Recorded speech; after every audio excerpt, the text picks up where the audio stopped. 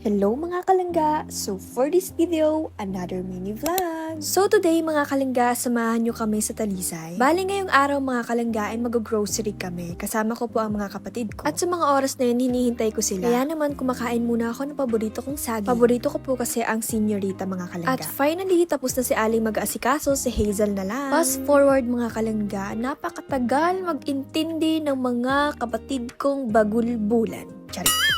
Akala mo naman hindi rin siya bahul-bulan. At ayan nga po mga kalangga, naglalakad na kami palabasan yan. At syempre wala kaming sasakyan, kaya naman maglalakad lang kami. Gusto niyo bang pakinggan yung kanta namin dyan? Sige. Oh,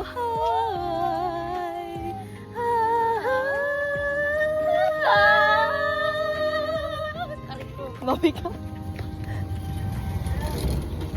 O, diba? Kumanta lang kami, may nagpasakay sa amin. Pero syempre, may bayad yan. Wala nang libre ngayon, no? So, gugora na tayo sa Talisay. Kasama natin ang ating mga kapatid na minsan lang natin makasama sa vlog na ito. Diba? Bihira nyo lang makita ang mga kapatid ko sa vlog ko, kaya sulitin nyo na ngayon. Dahil sa mga susunod, mukha ko naman ang lagi nyong makikita. Malamang, vlog ko to eh. Alam nga naman mukha mo yung makikita dito.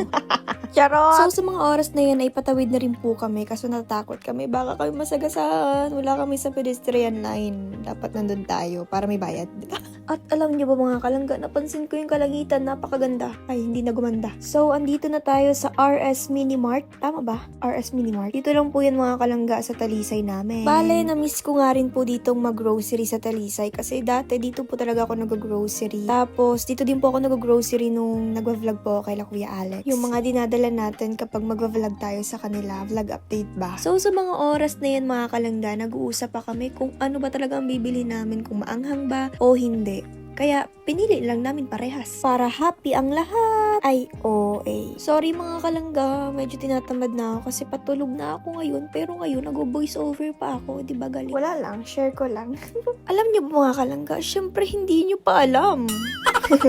Ngayon lang na naman kami nakapag-grocery kasi hindi na ako nakakapag-grocery kasi laging busy. Since ngayon hindi tayo busy kaya nakapag-grocery tayo ngayon kahit papaano. Minsan kailangan din natin ng stock sa bahay kasi malay mo sa biglaang gutom, di ba? At least meron tayong mahagilap sa loob ng bahay lang. Hindi na natin kailangan pang lumabas. At saka bumili po talaga ako ngayon kasi naisip ko yung mga kapatid ko pumapasok sa school nang walang kinakain. Kaya naman ngayon ay susulitin natin ang pagbibili. At sa mga oras nga pong yan ay nag-aalala ako baka kulang ang pera ko. Syempre nakakahiya yun, baka ma-short tayo. Medyo marami-rami pa naman yung nag-grocery namin. At ayan nga po yung mga nabili namin. Bali, bumili rin kami ng mga kailangan namin sa paglalaba, sa paghugas ng plato,